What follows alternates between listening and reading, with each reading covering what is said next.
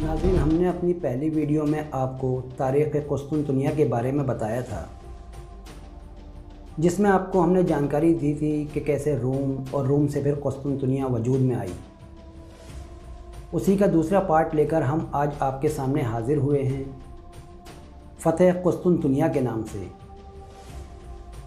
फ़तेह कुस्तुनतुनिया, तारीख़ की वो अज़ीम फ़तेह जिसका इंतज़ार मुसलमान 800 सालों से कर रहे थे। आखिर ऐसा क्या था कुस्तुनतुनिया में, और कैसे एक 21 साल के नौजवान ने सदियों से कायम बाज़ंतीनी सल्तनत की ईंट से ईंट बजा डाली और वहां अपना परचम लहराकर एक अजीम फ़तेह हासिल की। ये जानने के लिए बने रहें मेरे साथ। नाज़रीन, मैं हूं आपके साथ शादाब खान और आप देख रहे हैं story go down channel.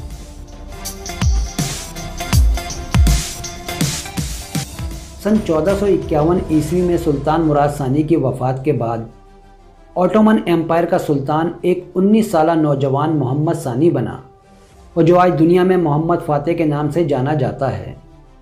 Mohammad फ़ातेह सल्तनत उस्मानिया का 7वां सुल्तान था और इनकी पैदाइश 30 मार्च सन 1432 में उस्मानिया की राजधानी एड्रीन में हुई थी। उनके वालिद का नाम मुराद सानी और वालिदा का हुमा खातून था।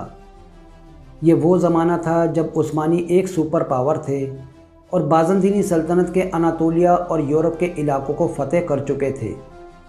वहीं बाज़ंतीनी सल्तनत जो सदियों से कायम एक अजीम सल्तनत थी, अब सिमट कर सिर्फ कुस्तुनतुनिया तक महदूद रह गई थी। कुस्तुनतुनिया, जिसे यूरोप की रानी भी कहा जाता था, उसे फ़तेह करना उस्मानियों का ख्वाब तो था ही, साथ ही ये सुल्तान मोहम्मद के लिए एक चैलेंज भी बन गया था, क्योंकि कुस्तुनतुनिया सल्तनत उस्मानिया के बीचों बीच थी और इसमें बाज़ंतीनियों की हुकूमत थी। उसके अलावा सल्तनत उस्मानिया में उस वक्त तक जितनी भी बगावतें हुई थीं, उनमें कहीं ना कहीं बाज़ंतीनियों का हाथ ज़रूर होता था। सुल्तान मोहम्मद इस बात को समझ गया था कि अगर अपनी सल्तनत में अमन कायम करना है तो कुस्तुनतुनिया को फ़तेह करना ही होगा। और गद्दी नशीन होने के बाद से जहां एक तरफ सुल्तान मोहम्मद कुस्तुनतुनिया को फ़तेह करने का ख्वाब देख रहा था, वहीं दूसरी तरफ इसके सुल्तान बनने से यूरोप की ईसाई हुकूमतें और कुस्तुनतुनिया का शहंशाह बहुत खुश थे, क्योंकि वो सुल्तान मोहम्मद को पहले जैसा कमज़ोर और नातजर्बेकार ही समझ रहे थे, और यही उनकी सबसे बड़ी गलती साबित हुई। दरअसल सुल्तान मोहम्मद को कमज़ोर समझने की एक बड़ी वजह ये भी थी कि जब 6 साल पहले सुल्तान मोहम्मद के वालिद मुराद सानी ने अपनी ज़िंदगी में ही मोहम्मद को सुल्तान बना दिया था और ख़ुद सल्तनत से दूर हो गए थे, तो उस वक्त सुल्तान मोहम्मद की उम्र सिर्फ 12 साल थी। यूरोप की ईसाई हुकूमतों ने इसे एक अच्छा मौका समझा, क्योंकि उनके सबसे बड़े दुश्मन का सुल्तान एक 12 साल का बच्चा था, और इस मौके को गनीमत समझते हुए उन्होंने सल्तनत उस्मानिया को यूरोप से निकालने के लिए सलीबी जंग का ऐलान कर दिया और बिल्कान के कुछ उस्मानी इलाकों पर हमला करके कब्ज़ा भी कर लिया। सुल्तान मोहम्मद जब इस हमले का जवाब देने में नाकाम रहा, तो उसने अपने वालिद मुराद सानी को ख़बर भेजी और कहा कि अगर आप सुल्तान हैं तो आकर अपनी फ़ौज की क़यादत करें, और अगर मैं सुल्तान हूँ तो मैं आपको हुक्म देता हूँ कि आप यहाँ आकर मेरी फ़ौज की क़यादत करें। सलेबी फ़ौज मुसलसल आगे बढ़ रही थी जब ही मुराद सानी ने उस्मानी फ़ौज की क़यादत संभाली और वरना की जंग में सलेबी लश्कर को शिकस्त दी। फिर उसके बाद सुल्तान मुराद सानी सन 1451 ईस्वी में अपनी वफ़ात तक सुल्तान रहे, और उनकी वफ़ात के बाद मोहम्मद सानी दोबारा सुल्तान बना। कुस्तुनतुनिया का शहंशाह कॉन्स्टेंटाइन पहले की तरह अब भी सुल्तान को कमज़ोर और नातजर्बेकार ही समझ रहा था, लेकिन उसे ये नहीं पता था कि अब वक्त और हालात पूरी तरह बदल चुके थे। वो मोहम्मद सानी जो कभी कमज़ोर हुआ करता था, 6 साल बाद एक योद्धा बन के लौटा था, और वो अब इतना बासलाहियत हो चुका था कि एक नई जंग की शुरुआत करने जा रहा था। उसे दरकार थी तो एक मौके की, और ये मौका उसे ख़ुद कॉन्स्टेंटाइन ने दे दिया। दरअसल एक उस्मानी शहज़ादा कुस्तुनतुनिया में नज़रबंद था, जिसका ख़र्चा उस्मानी सल्तनत के ज़िम्मे था। कॉन्स्टेंटाइन ने इस रकम में इजाफ़ा करने का मुतालबा किया और साथ ही धमकी भी दे दी کہ اگر ایسا نہ کیا تو ہم شہزادے کو عثمانیوں کے مقابلے کھڑا کر دیں گے اور یورپ کی تمام فوجیں اس کے ساتھ ہوں گی۔ سلطان محمد، جس کا پہلا مقصد ہی قسطنطنیہ کو فتح کرنا تھا، اس دھمکی پر شدید غصہ ہو گیا اور اس نے اس دھمکی کا جواب اعلان جنگ سے دیا اور قسطنطنیہ پر حملے کی تیاری شروع کر دی۔ سب سے پہلے اس نے آس پاس کی حکومتوں سے امن معاہدہ کیا تاکہ کوئی حکومت قسطنطنیہ کی مدد نہ کر سکے اور نہ ہی سلطنت عثمانیہ کے خلاف جا سکے، اور پھر اس کے بعد ایسی توپیں بنانے کا حکم دیا جس سے قسطنطنیہ کی مضبوط دیواروں کو گرایا جا سکے۔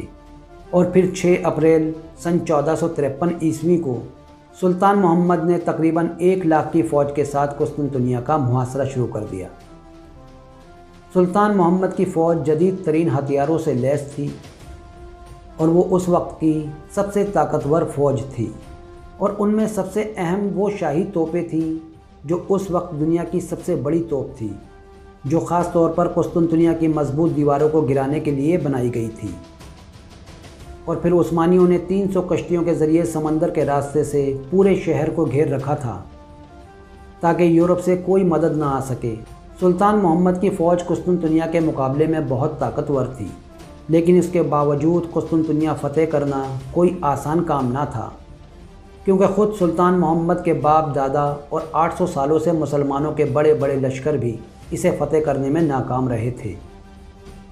قسطنطنیہ کی دیواریں اتنی مضبوط تھیں کہ انہیں توڑنا یا پار کرنا ناممکن تصور کیا جاتا تھا۔ ان دیواروں پر توپیں، تیر انداز اور کھولتے تیل کے گھڑے ہمیشہ تیار رہتے تھے۔ اب کیونکہ یہ جنگ قسطنطین کھلے میدان کے بجائے قسطنطنیہ کے مضبوط قلعے کے اندر سے لڑ رہا تھا، جو اس کے لیے بہت بڑی جیت تھی، وہ باہر سے حملہ ور سلطان کی فوج پر آسانی سے حملہ کر سکتا تھا، اور سب سے بڑھ کر یہ تھا کہ یورپ ان کے ساتھ کھڑا تھا۔ یورپی فوج کبھی بھی ان کی مدد کے لیے آ سکتی تھی۔ ان سب باتوں کو دھیان میں رکھتے ہوئے سلطان محمد نے حملے کا حکم دیا، اور 12 اپریل کی رات شاہی توپ کے حملے سے قسطنطنیہ کی دیواریں تھرا اٹھیں۔ توپوں کے ساتھ ساتھ بڑی بڑی منجنیقیں بھی شہر کے اندر بڑے بڑے پتھر پھینک رہی تھیں۔ قسطنطنیہ پر روز تقریباً 120 گولے داغے جا رہے تھے، جس کا وزن 600 کلو گرام تک تھا۔ جواب میں قسطنطنیہ بھی مضبوطی کے ساتھ حملہ کر رہا تھا، اور جہاں جہاں ان کی دیواروں میں سوراخ ہوتے انہیں فوراً پہلے سے زیادہ مضبوط کر دیا جاتا تھا تاکہ عثمانی فوج شہر کے اندر داخل نہ ہو سکے۔ اور کافی دنوں تک یہ سلسلہ چلتا رہا، اور اسی طرح دن گزرتے جا رہے تھے اور جنگ لمبی ہوتی جا رہی تھی، لیکن فتح کی کوئی امید نظر نہیں آ رہی تھی۔ اسی دوران ایک یورپین سلطنت ہنگری نے امن معاہدہ توڑ دیا۔ ہنگری سلطنت بھی اس وقت میں ایک بڑی طاقت تھی۔ سلطان کو یہ خدشہ تھا کہ اگر جنگ زیادہ لمبی چلی تو یورپ کی فوجیں کبھی بھی آ سکتی ہیں، اور ہوا بھی یہی۔ 20 اپریل کو جنیوا نے مشہور کمانڈر جوہن کی قیادت میں 3 بڑے سمندری جہازوں سے قسطنطنیہ کے لیے فوجی اور مالی امداد بھیج دی۔ عثمانی بیڑے ان بڑے جہازوں کو روکنے میں ناکام رہے۔ عثمانی فوج کی اس ناکامی سے سلطان محمد شدید غصے میں آ گیا، لیکن یورپ سے آنے والی یہ پہلی اور آخری مدد تھی، کیونکہ کوئی بھی یورپین سلطنت عثمانیہ کے خلاف نہیں جانا چاہتی تھی، کیونکہ انہیں ہر بار عثمانیوں کے ساتھ جنگ میں ہار کا سامنا کرنا پڑا تھا۔ ادھر سلطان نے جلد سے جلد شہر کو فتح کرنے کے لیے 2 طرف سے حملے کرنے کا حکم دیا، لیکن اس کے لیے ضروری تھا کہ عثمانی بحری جہاز گولڈن ہارن میں داخل ہوں، جسے بازنطینی پہلے ہی اپنے پہرے کی زنجیروں سے باندھ چکے تھے۔ اور اب سلطان نے وہ کارنامہ کر دکھایا جو بازنطینیوں نے کبھی خواب میں بھی نہیں سوچا تھا۔ سلطان نے زمین کے راستے کشتیوں کو گولڈن ہارن میں اتارنے کا فیصلہ کیا، اور رات کی تاریکی میں زمین پر لکڑی کے ہزاروں تخت بچھا کر 1.5 میل لمبی ایک سڑک بنوائی، اور ان کو تیل اور جانور کی چربی سے چکنا کر دیا۔